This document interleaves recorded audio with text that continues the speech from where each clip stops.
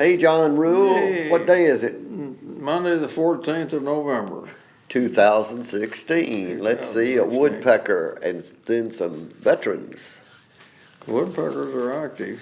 Yes, they are. I heard a, Look at that one. Look at that. well, great. That's- I heard a magnificent horned owl concert the other night. Oh, I down- bet that down was in the right. woods.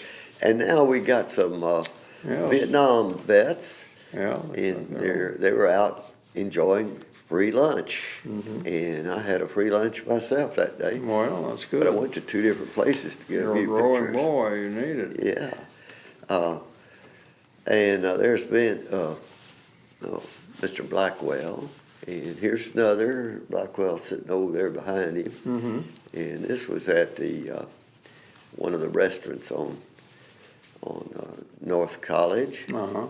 And this man told me great stories about his service. He got out of the Navy into working for, what's that, people that send up the spaceships? Oh, yeah. SpaceX. Yeah, whatever it's called, yeah. Anyway, here's some land that's been cleared on Jupiter Drive. In fact, the people developing that want to destroy Jupiter Drive. Well, they've made it ugly already by taking trees off along I it. see. And here's the road work being done, and more of that cleared ground up close. And you can see the sign there, who's developing that. And that's along Van Ash Avenue. Oh, yeah. Yeah. I know where that is. Here's a couple. He was a veteran. I believe he's a little older than you. Okay, this is the Veterans Annual Foot Race.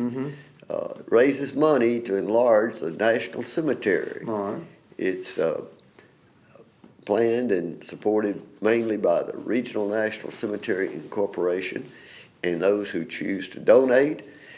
And you see these shirts? I've got one of those on right now. I do. And every year there's a nice shirt like that. And those are pretty expensive, except they get them a little discounted.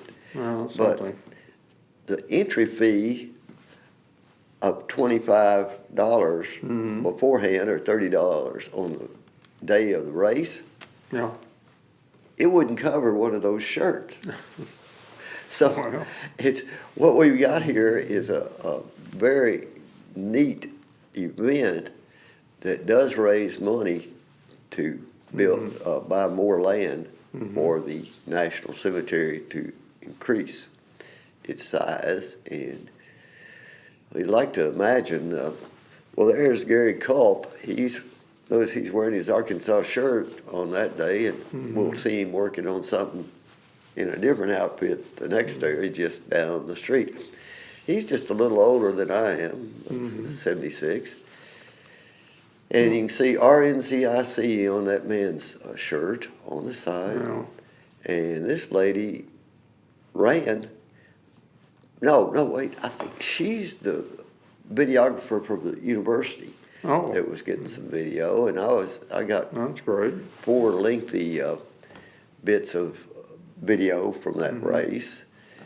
And here, it's on YouTube and Facebook. Oh, there's your moms. Yes, there's the chrysanthemums, and you'll see some there. See the little moth, I believe it is. I do. And there are a lot of those, and a lot of different flower flies and bees. Okay, my guys, Louisiana Tech, well, they were leading 56-35 right there before the end of the race, and they ended up winning it 63-35, so they're going to have a bowl game if they don't shut them down or something. Here's Gary Culp. You see, he's not in his Razorback stuff. Right. He's working on a house that has been bought by this RNCIC organization and getting it ready to be destroyed before our right. show here is actually on the air. It'll probably be destroyed on the coming weekend. Pulling the wiring. Yeah. And I don't know what that flower is. See, that's different from the chrysanthemums. It's got a little notch. But these were all growing in The tips. Mr. Kiesler's I yard see. that that he's working on that house to be torn down. And I was just trying to record a few of the flowers still in bloom from there, because they had a spectacular yard with native plants, non-natives, all kinds of bulbs and stuff. Wish we could save all of them. Yep. Till next time, do your part, John. Do your part, people. John, it's still the 14th of November 2016. A Monday. We're looking at the Veterans Annual Parade in Fayetteville, Arkansas. Let's see what they call Armistice Day. Day. Yeah. In Europe. And it was March of the Forgotten. The sort of theme there was the Forgotten War, 1950-53. But that's the period you were in the service. Right. Where'd you go? I didn't go anywhere but Fort Wood. My whole unit that I trained with went straight to Far East. Really? And you had an office job? I got an office job. Yeah. They offered me one. And I was quite happy with that. Yeah, I'm sure glad you're here and didn't get forgotten over there. Right. But we both served in the military, and I didn't have to go to a foreign country and get shot at either. So I was in the Coast Guard for 8 years. Right. And here's the guy selling cotton candy down at the square. I see. Proud of it. He was walking all over, and I guess every kid that wanted something got something there. Well, kids enjoy getting it on their faces. Yes, they do, and some of them don't see it now. Like it used to be a big deal when they're. Be a big deal. If you could get to some festival, you could find some. Yep, I remember getting cotton candy and a paper whip. Go ahead. Well, I was showing the equestrians there, and one of the things we had at the National Cemetery was service dogs, primarily being trained. That's a good deal.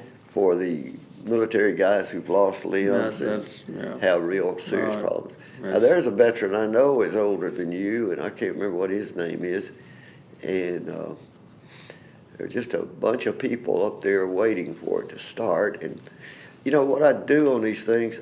I got basically 2 hours of video. Yeah. But before and after, I shot some still pictures as quickly as I could before it got started. And then made 2 or 3 in between parts of the videos. But there's a man getting video that was probably on television on Sunday evening, and I wasn't watching to see it, sadly. But he was doing a good job, getting action. And here you see just more of the people. There's a man back in the background with a gray jacket on. That was one with a tan jacket. It's part of the RNCIC. And here's another older veteran. And it gets hard to tell exactly. Can you tell a 90-year-old from an 80-year-old nowadays? No. Well, yes, I think from an 80-year-old. Depends on their health. Yeah, and there he is saluting me when I came by. He's on the RNCIC board. And he works hard for the organization. And just seeing, a lot of vets got seats down front for the parade. That was nice. And now you see some guys that are actual members of local military branch and so forth. Here's a guy that was doing the talking for much of the over the thing, telling what was going on and so forth. And you could see people holding the phone in the face. Right. Of course, a lot of them, there's somebody on one. So you can't get them up looking out, smiling, a lot of them. There's a guy, thumbs up, he's paying attention. He was ready to be photographed. He's a Vietnam vet. And are the Pipers? Yeah. The Pied Pipers? No, well, whatever kind they are. But they're military corps type pipers. And they were really good when they played. I've got some video of in last part of the parade, they actually played for everybody. Mm-hmm. And here, they just suddenly doing the Pledge of Allegiance and all the things you do before you start one of these. Mm-hmm. Now, EK, Yeah. that's Mr. Kiesler's house that they're going to right. tear down. And anyway, that's in his yard. I guess we'll try to dig that up. Okay, this is the moon the other night. You can see the bottom of it. I do. It does look kind of like a watermelon there. All right. And so I just zoomed up. Yeah, it It's looks about like midnight. A stem scar. Yeah. Okay, until next time, do your part to help keep the water clean, the air pure, and the woods green. See ya. Please do it, folks.